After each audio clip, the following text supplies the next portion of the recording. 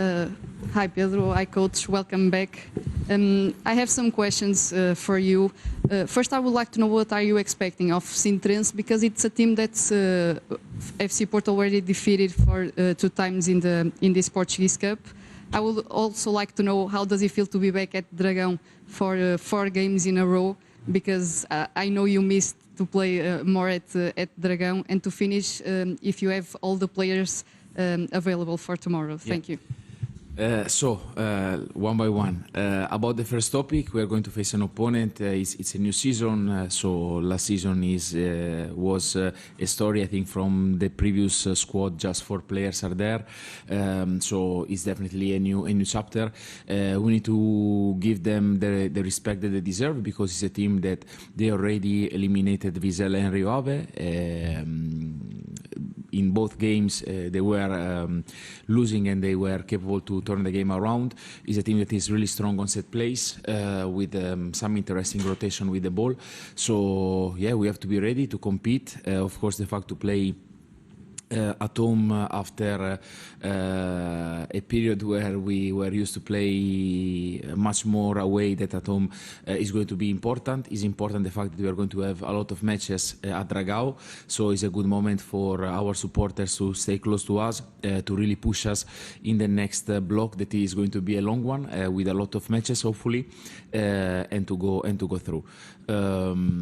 About the injuries, if I don't remember wrong, the last part, so we have Bednarek that is still recovering from the problem that he got in Utrecht, and that caused the substitution in Famalicão. And the other one is Victor Frohold, that came back from the national team with some pain, so we are treating him, and hopefully we are able to recover him for the next match against Nice. Mr. Farioli, I think everyone wants to know the young condition, how it is, and I would like the young, and yes, if he's able to make a couple of minutes. Yeah, he will be in the squad. He started at the beginning of the week to train with us. He had a progression, so first partially and after fully back with the team. No main reaction into the knee. In terms of aerobic condition and capacity, he did a great job thanks to his dedication and the work of the medical staff. So he's back with the team, and I think tomorrow he's going to get some minutes for sure. Hello, coach. Diogo Monteiro, RTP. The Sintrense coach, David Macide, I don't know how to spell. He praised you, and he want to, and he said he want to learn some stuff with you. What advice you can give a coach work in lower divisions? No, it's not. Honestly, there is not too many things to say. I didn't see this one, but I'm thankful for the words that he had for me. And there are honestly not too many secrets, because also my career starts from the bottom of, from the lowest league possible in football, with a journey that of course led me to really good experiences abroad. And the only secret that, honestly is not even a secret, is to work really hard, and after, of course, to be lucky enough to meet people that at some point they are going to trust you and to give you the opportunity that you deserve.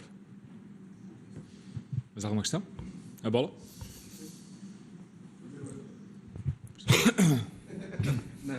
Hello, Coach. Pascual Sousa from newspaper da Bola.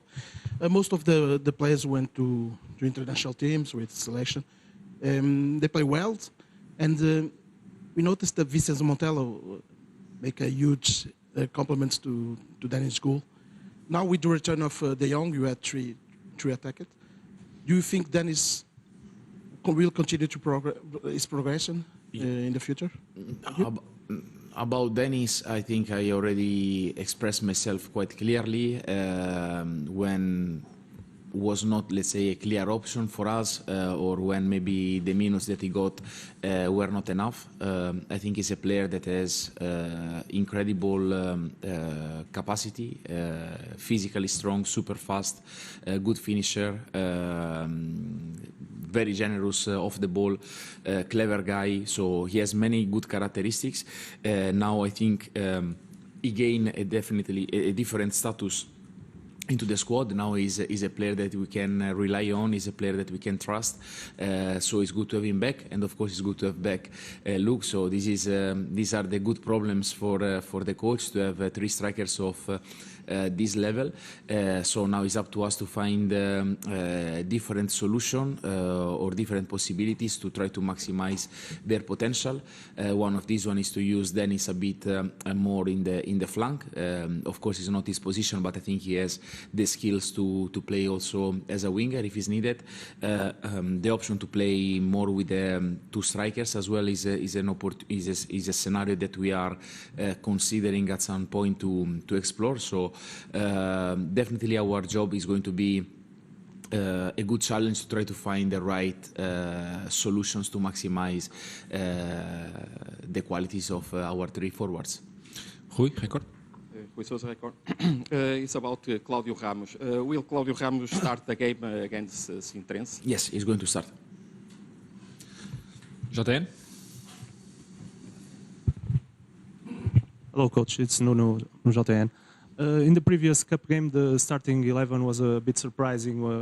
We at least were expecting some rotations and many starters. Almost all of them played a role in that game. You heard there were some critical voices about that option that you took. Are you ready to do it again, or this time the strategy will be different? Ready for the critics. But this time it will be the same strategy? Só uma questão aqui à frente. Hi, Coach. Tomás Gonçalves from Agência Lusa. A few weeks ago, in public opinion, there was a prevalent idea that the team was becoming predictable and the exhibitions were not that high. Last match against Famalicão was much more praised because the team got a lot of chances to score more goals. I'd like to ask you if that voice is from the outside, how if impacts the work inside, or you can get the Olival well closed. No, we are lucky that here we are quite far away from a lot of places. We are in a very private environment, so this one helps us. Also, the connection of the phone is not really good. The television doesn't work well, so we are focusing the things that we can control. After, I think in what we are, let me say, quite good is to be really demanding with ourselves. And when I say this one, I say the technical staff, but as well the players, led by the example of a great captain that every day is demanding for more from himself, from his teammates, and as well also the other players that are in the leaders group. So in this part, I think the standards and the demands here inside are really high.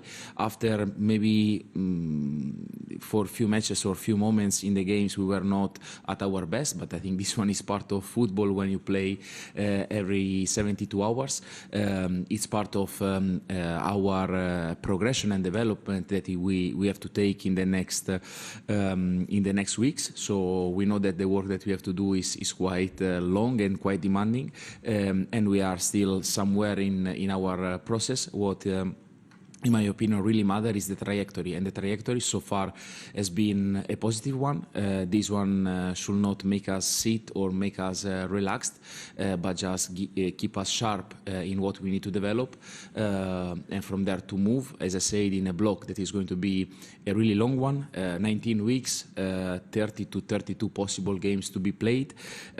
So as you can imagine, we have things to do, and yeah, we are focused on that to get better every day. Obrigado a todos, bom trabalho. Thank you. Fariola, na Antevisão, este encontro entre o Futebol Clube do Porto e o Sintrense. Vou passar por isso a fazer aqui uma pequena tradução das palavras do